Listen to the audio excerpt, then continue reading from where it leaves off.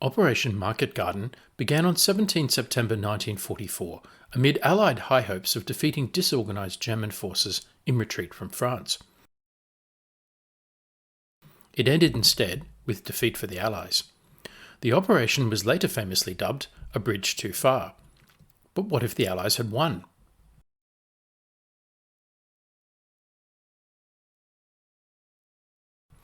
Since D-Day on 6 June, the Allies had landed substantial forces in France, defeated German forces in Normandy, liberated France, and forced the Germans to retreat into the Netherlands. But Allied supply lines from Normandy were stretched, and lack of fuel and other supplies limited further operations. The Allies needed a port closer to the front line and hoped to put pressure on the retreating Wehrmacht by crossing the Rhine River into Germany. Operation Marketgarden was the name given to the Allied attempt to cross the Rhine.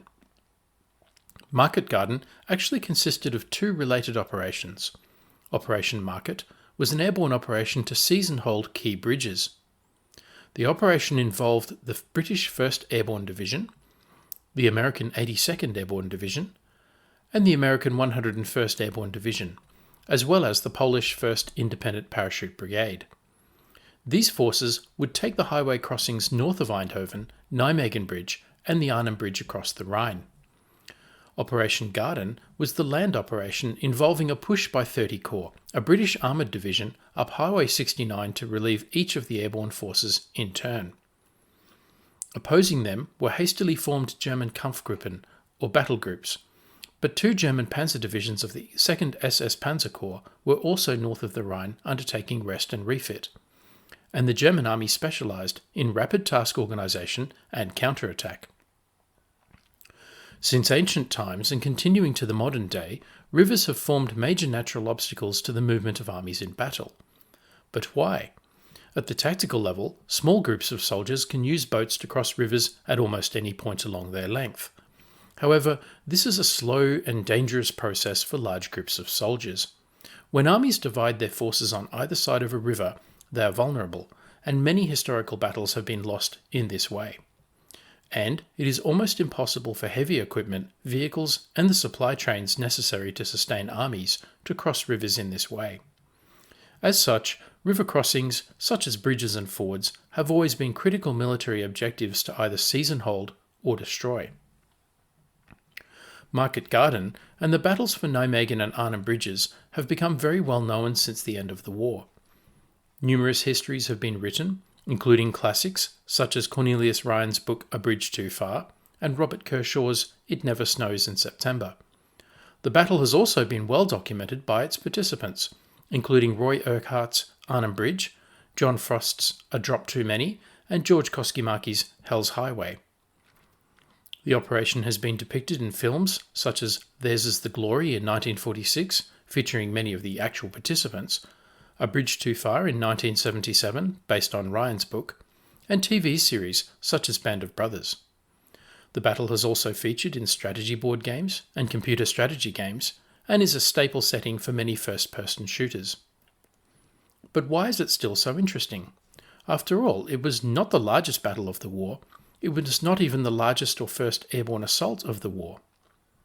Two things give the battle its enduring interest. First, in many battles, one side or the other has an obvious and overwhelming natural advantage, such as terrain, the size of their forces, or the element of surprise. Indeed, much of the art of war consists of creating such an advantage that your troops can then exploit. However, Arnhem was a gamble in which neither victory nor defeat were certain for either side, and the outcome could have been very different. Second, the consequences of an Allied victory for the remaining course of the war would have been profound. An Allied victory at Arnhem could have shortened the war by 6 months and transformed the post-war European landscape. Of course, one could imagine an alternate history for any battle in the Second World War, or in any war for that matter, and that would be interesting. But in most cases, an alternate outcome would require some big changes to the start state. The start state for any battle describes factors such as the size and location of forces, as well as the time of day, weather, any reinforcements, and the strategic context of the battle. For example, Operation Overlord could have been very different if the German panzer divisions had conducted an immediate counterattack against the beachhead on the first or second day. This did not happen in our timeline because the Germans held back their tanks against a possible landing further north around Calais. So this alternate history would require us to simply assume away this significant real-world concern. And any battle in history could have a different outcome if one side had more or fewer troops or better weapons and so on. But at Arnhem, surprisingly little would have needed to change in the start state to make an Allied victory possible, even with the same troops, the same weapons, and the same drop zones. For example, slightly different decisions or better outcomes at the tactical and operational levels might have made a difference, such as the Somme bridge staying intact or securing the bridge at Rheinen. Different first day objectives might have made a difference, such as the 82nd Airborne seizing and holding Nijmegen Bridge on day 1 rather than the Groesbeek Heights. Or the British Airborne having a shorter defensive line centred on Arnhem rather than having to defend the drop zone at Oosterbeek. With a few minor tweaks, an Allied victory may have been possible. Some commentators have suggested that the Allies did win, in that the operation achieved most of its objectives. For example, General Bernard Montgomery later wrote that the operation was 90% successful. Charles MacDonald, who wrote the American official history of the campaign, stated that the operation accomplished much of what it had been designed to accomplish.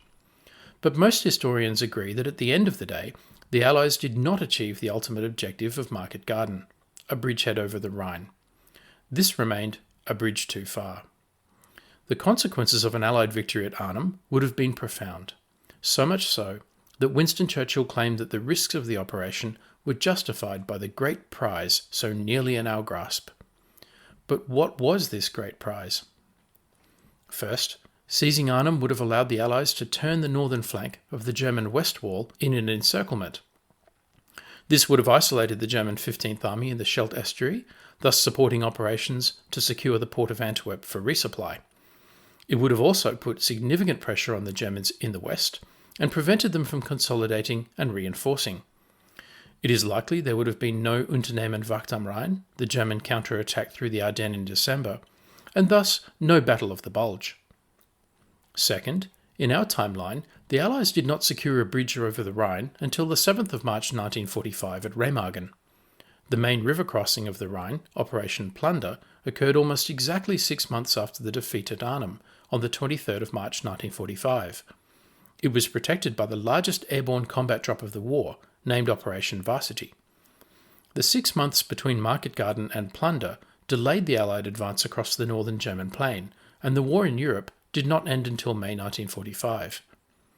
Crossing the Rhine in September of 1944 may have allowed the Allies to reach Berlin and possibly end the war by Christmas. Hundreds of thousands of lives on all sides, combatant and civilian, may have been saved. Finally, during the 6-month delay in crossing the Rhine between September 1944 and March 1945, the Red Army in the east made significant territorial gains across Eastern Europe and into Germany itself. But it was not until January of 1945 that the Soviets pushed from the Vistula River to the Oder River, and the shape of the occupation of post-war Germany was not agreed between the Allies until the Yalta Conference in February.